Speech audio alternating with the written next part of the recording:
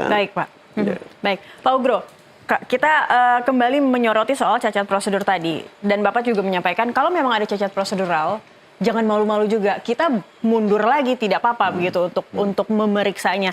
Dan kalau Anda sendiri melihat untuk penentuan DPO saja, ini kan karena ditetapkannya Peggy DPO di 2016. Sementara masih ada peraturan Kapolri nomor 4 tahun 2012 kalau tidak salah soal langkah-langkah penetapan DPO yang sebenarnya itu juga tidak sesuai, tidak diindahkan sesuai dengan Perkap itu oleh pihak penyidik. Tanggapan Anda, Pak?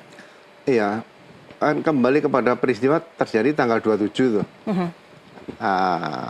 Agustus ya, 2016. 2016. Nah, kemudian yang terjadi antara 27 sampai 31, karena 31 tuh laporan polisi dibuat oleh Pak Rudi, bapaknya ini. Ya kan?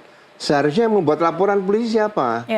Yang membuat laporan polisi adalah polisi yang datang ke tempat kejadian perkara. Baik. Gitu loh.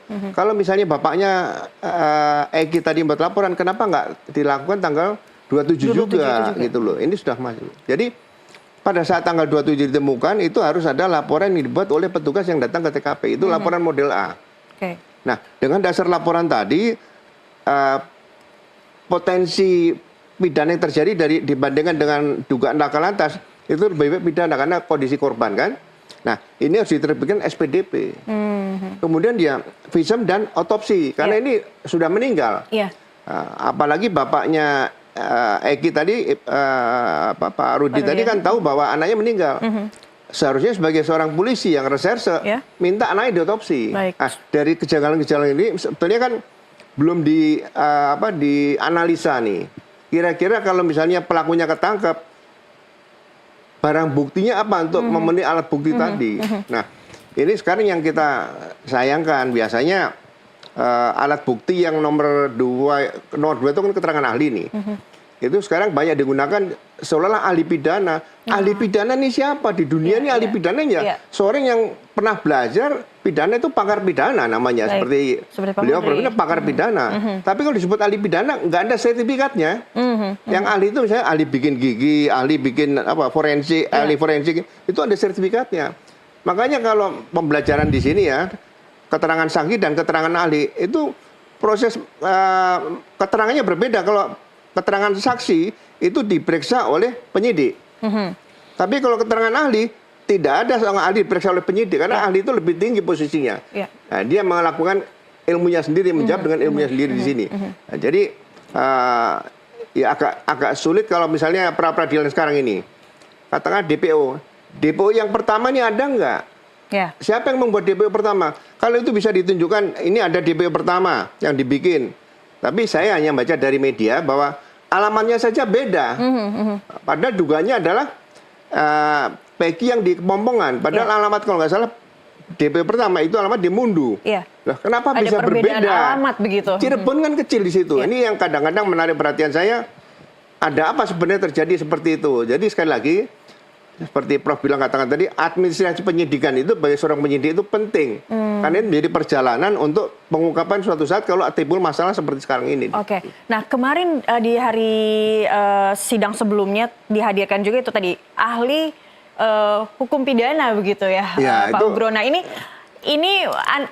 tanggapan Anda seperti apa? Apakah jadi tidak terlihat bahwa tim penyidik atau termohon jadi semakin mengada-ngada menghadirkan pihak-pihak yang bisa memberikan pernyataan yang ingin memberatkan Peggy atau seperti apa, Pak? Ya, saya katakan bahwa ada tren dalam penyidikan itu kalau kesulitan menetapkan tersangka atau kesulitan menentukan ini pidana atau bukan, itu menggunakan mengundang mengundang pakar. Tapi saya pakar ini seperti beliau ini bukan ahli, tapi pakar memang. Nah, pakar ini kan memang belajarnya cukup lama di situ. Biasanya pakar ini digunakan kalau di sidang pengadilan. Tapi kalau di penyidikan sebetulnya tidak diperlukan pakar dulu, tapi ya ahli-ahli tadi yang punya sertifikat di sini kan untuk membuktikan apa yang ditemukan di TKP di situ. Jadi ya sekalian di sini mungkin dalam satu forum seperti ini ahli pidana itu sebenarnya di dunia tidak ada. Kalau pakar pidana itu memang banyak di sini. Pakar pidana dan juga pakar perdata begitu yang ada begitu ya Pak ya. Nah, menanggapi soal DPO juga, Pak Kudri. DPO yang tadinya sudah ada masuk di amar putusan pengadilan di sebelumnya bahwa ada tiga DPO. Ada nama Peggy memang di situ, ada nama Andi dan juga ada nama Dani. Tapi tiba-tiba menjadi dinyatakan dianulir atau dinyatakan DPO fiktif begitu oleh pihak penyidik juga yang menyatakannya setelah Peggy ditetapkan sebagai tersangka.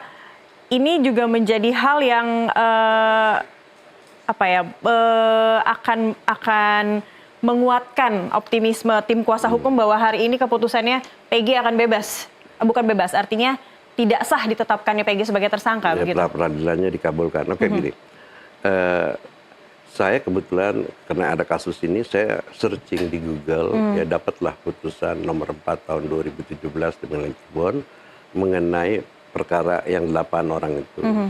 Nah, di dalam putusan itu ya disebutkan bahwa para tersangka dan 3 orang lainnya itu DPO. Iya. Nah, dengan disebutkan namanya Andi, kemudian Dani dan Peggy alias Perong itu tidak disebutkan yang seperti Pak Ugro kata-kata di sini. Sebenarnya namanya siapa, ya kan? Alamatnya nama siapa, usia, ya, usia, alamat gitu. Nah, itu DPO itu kan macam-macam ya. Kalau misalnya sudah di dalam penyidikan itu lebih mudah karena udah diketahui orangnya siapa. Tetapi yang sering dibilang DPO itu adalah dalam proses penyelidikan. Okay. Ya, artinya orang baru menemukan itu siapa sih orang berdasarkan kira-kira sosok yang berdasarkan saksi itu bisa DPO. Yeah. Jadi DPO itu kan ada di dalam proses penyidikan bahkan dalam sudah dia di dalam eksekusi. Yeah. Ya kalau misalnya terdakwanya dulu ya sejak di penyidikan sampai pemeriksaan dia tidak ditahan, kemudian ternyata di putusan terakhir yang kan katakanlah di kasasi, dia bersalah dan harus melaksanakan hukuman penjara, dia nggak datang dicari. Nah jadi DPO itu ada 3 macamnya. Nah dalam kasus ini dia itu kan DPO dalam tahap penyidikan. Okay. Ya, dari saksi-saksi yang ada sudah disebutkan oh si ini namanya orangnya ini ya nah, bahkan si Peggy itu rumahnya sudah digeledah didatangi ya Pak. Didatangi. Artinya Peggy itu jelas orangnya, alamatnya ya dan usianya, tetapi tidak tahu keberadaannya di mana.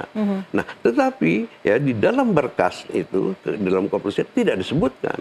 Nah, penuntut umum ya waktu melakukan surat tuntutan itu juga mengutip apa yang ada di berkas yang polisi ya dikutip. Nah, hakim itu juga mengadop ya, keterangannya penuntut umum sehingga bentuk dari putusannya itu juga begitu si terdakwa bla bla bla sampai 8 dan 3 orang DPO.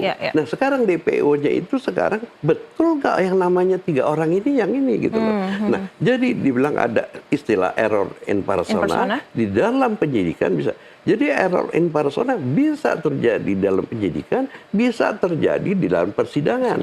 Nah, kalau di persidangan dia terbukti dia melakukan ini, tetapi bukan orang itu. Biasanya ini adalah korporasi, ya kan?